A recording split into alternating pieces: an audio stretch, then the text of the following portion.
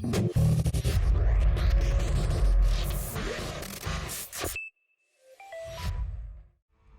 everyone, Midlife Sniper here. Welcome to another video. In this video, I wanted to go over my Call of Duty Vanguard settings just so you guys can see what I use, and this is for PC. I'm going to go over my settings for mouse and keyboard, controller, because I do use both, and then also my graphics settings so you guys can hopefully maximize your game and reduce some of the blurriness, kind of sharpen things up and make it look a lot better, and hopefully get more frames. Alright, so under the mouse settings tab, of course you want to set your mouse sensitivity. Mine's set on 4, and I think my mouse is somewhere around like 800 DPI. Under ADS sensitivity multiplier, I'm using 0.9. So what this does is, you know, you've got your mouse movement speed, and then you've got your ADS speed. So if you want your ADS speed to be a little bit faster, you could bump this up above 1. The default is 1. I like mine just a tad bit slower, so I use 0.9. If you wanted to match your regular movement speed and your ADS speed, I would say it's probably like around 1.8, 1.9, something like that. Custom sensitivity per zoom, I don't use that. I just have it turned off. You could set that if you wanted. That's for each zoom level. You could have a custom sensitivity. So I don't bother with that. I just use the 0.9 for everything. ADS sensitivity transition timing, I like that set on instant. And then all of the vertical aim settings here, I just have standard. Not really sure what they even really do, honestly. Under ADS mouse sensitivity mode, I've got it set on relative. If you click the show more, your monitor distance coefficient, mine was set default by 1.33, but since I've got a 16:9 monitor, you can divide your width of your monitor divided by your height, and that'll give you this number. So mine was a 1.78, so I changed it to that. ADS sensitivity multiplier steady aim, I just have that set on 1. Mouse wheel input delay, I keep it default at 80. I thought about putting it down to 0, but then I might accidentally, like if I'm switching weapons with my mouse wheel, it may switch back and forth a few times because it's just so sensitive. So I just leave it on 80. And then mouse acceleration, mouse filtering, mouse smoothing, I have everything on 0, 0, and off. I don't use any of that stuff. Under gameplay, combat keybinds, and interface keybinds, I pretty much left everything stock. You can go through that and set whatever custom keybinds you want to do, but under gameplay, mine's just stock. So moving on to the controller settings, I use my stick sensitivity that I use is 5 and 4, which that's based on your own personal preference. Ground vehicles, air vehicles, I've got set on 1.0. Now on controller, I've got my ADS sensitivity multiplier higher than 1.0. I use 1.5. For some reason, for me, trying to aim with the right stick on 1.0 is just way too slow, so I bumped that up to 1.5. I do not use custom sensitivity per zoom. I use default layout, vertical aim, standard. On the aim response curve type, I changed that from standard to linear. I just prefer the feel of linear. I turn vibration off. Weapon fire threshold is on. ADS sensitivity transition, I set that on instant. I like it to instantly go to my ADS sensitivity. ADS sensitivity multiplier, steady aim, I've got 1. Stick layout, default. Controller orientation up. ADS stick swap off. The left trigger and right trigger minimum input dead zone, I changed those to 5. The left stick, this is basically your stick dead zone. I changed that to 8. Max input are set on 99. Moving on to the gameplay portion. Target aim assist is on. Show more. I use default. There's also 2 settings in there. Precision and focusing, which were also in Modern Warfare. And then there's a 4th one now that says Black Ops. It's supposed to mimic the one that's in Call of Duty Black Ops Cold War, which I haven't tried that one before, so I'm not sure how good it works. ADS aim assist on, which that's basically just for campaign and zombies anyway. Weapon mount activation, ADS plus melee. Weapon mount movement, exit on. Deleted ammo weapon switch on. Blind fire on. Automatic airborne mantle partial. Mantle stance queuing on. Automatic sprint, I use automatic tactical sprint. I like, I like whenever I push the stick forward, I'm already tactical sprinting. I don't want to have to click the button every single time or double click it or whatever. I just don't want to wear out my sticks. Plus, it's just a lot of work. And, when you're slide canceling, it's easier just to get right back into a tactical sprint if you've got it automatic.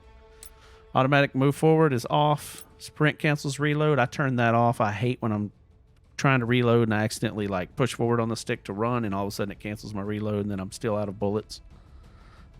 Sprinting door dash, I have that on. I like to be able to just bash through the doors.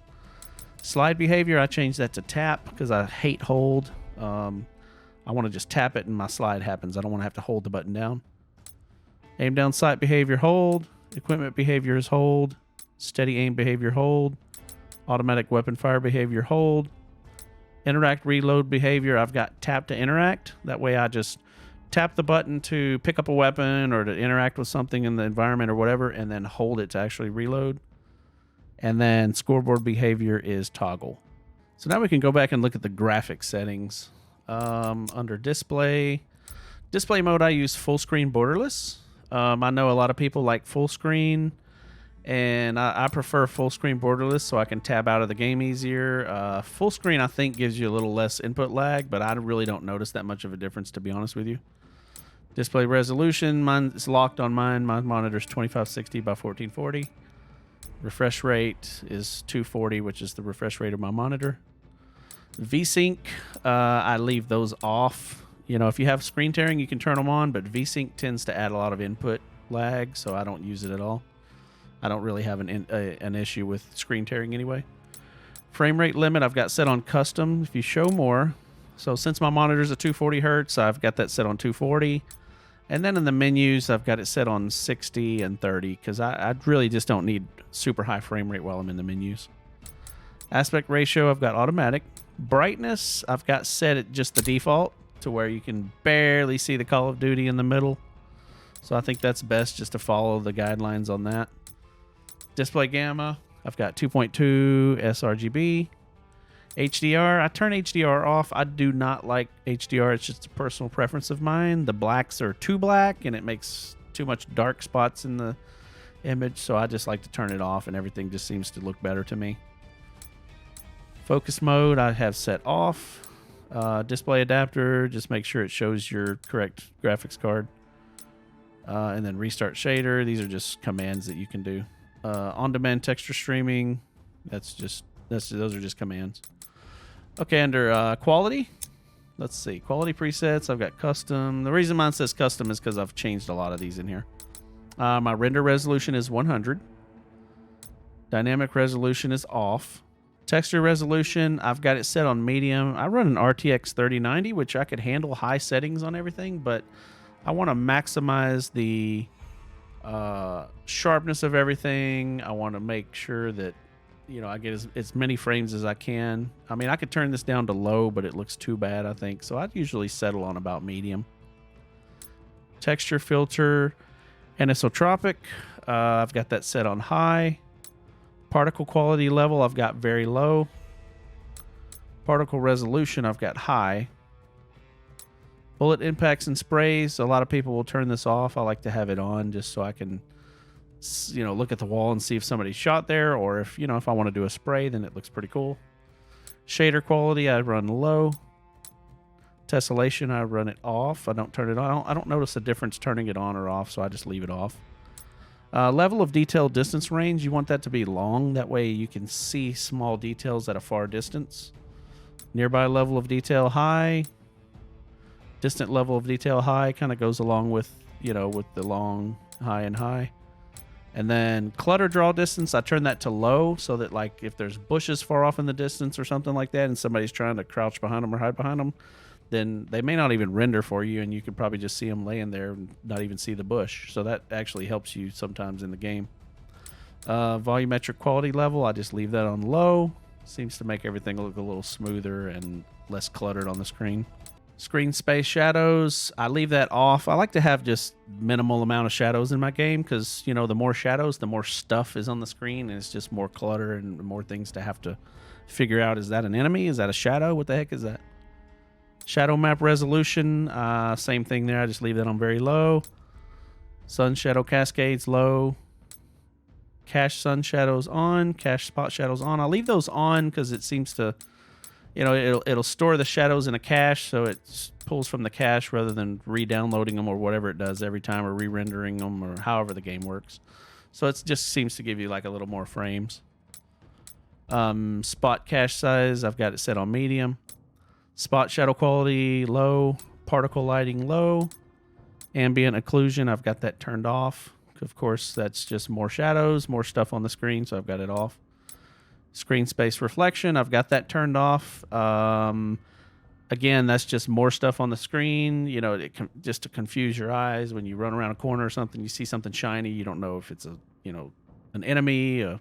So, you know, who knows? I just turn it off just to have less things on the screen.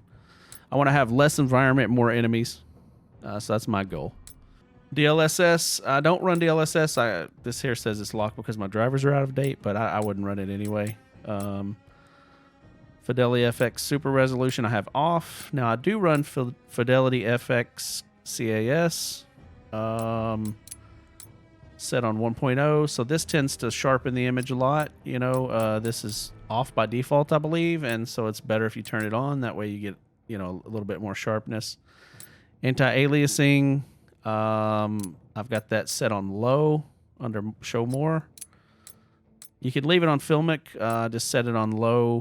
The less anti-aliasing there are, the sharper things look. You know, it makes the edges of stuff look a little more pixelated, but at the same time, you can make out enemies a little easier.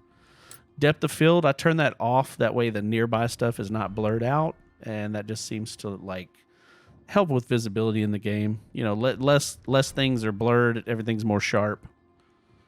VRAM usage target, I've got on 80%. That way, you know, I'm not maxing out my graphics card or anything like that.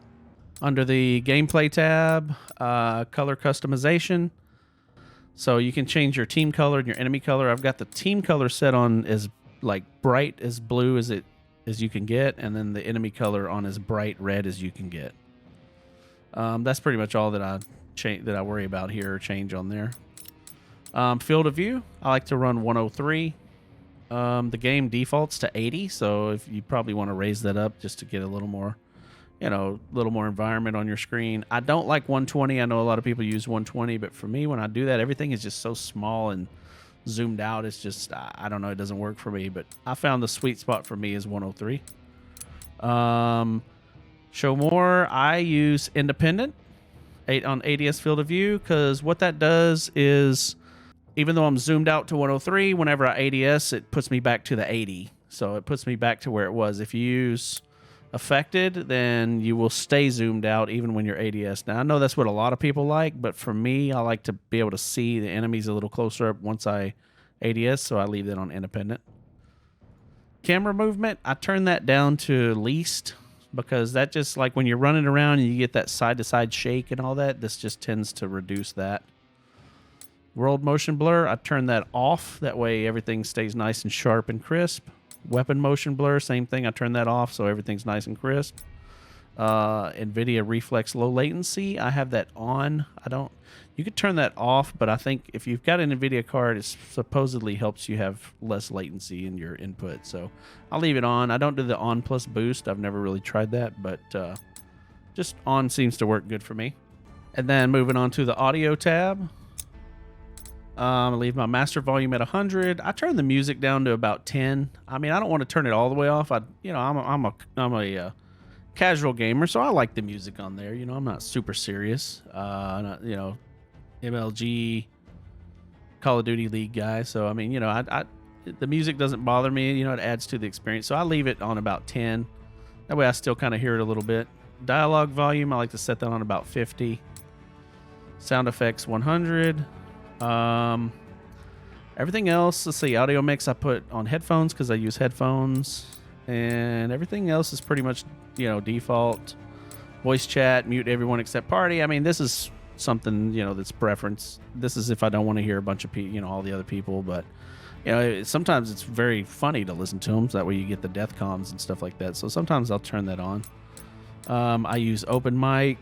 You know, you could do push to talk, whatever you want it to. Then you can adjust your voice chat volume, voice chat effect. I don't use any of that. I just leave it all pretty much default. There is one more thing that I use on mine because I have an NVIDIA card, is I open up the NVIDIA control panel. I go under Game Filter, and I've added a color tab. Now this is because, you know, everything in this game is so brown to me, so I needed to add some color. I wanted some depth of color, so I added a color filter. And tint color I've got set on 0, tint intensity 0, temperature 0. Now this is what's important. I turn the vibrance up to 60.8. So as I turn it down, you can see it goes to black and white, and then, you know, you've got like 0 basically, which is default, and then you turn it up to about 60 or so, and that's pretty good for me. That gives me a nice, more vibrant color, and that really helps a lot in being able to spot enemies. So that's pretty much my settings, guys. By doing this, I get better frames, and I also get better visibility of enemies, and the environments look a little more visible. You know, the snow is easier to see through on the snow maps and stuff like that. So hopefully you guys got some value out of this video. If you did, consider hitting that subscribe button for future videos, and give this video a thumbs up, and I appreciate it. I will see you guys on the next one. Take care.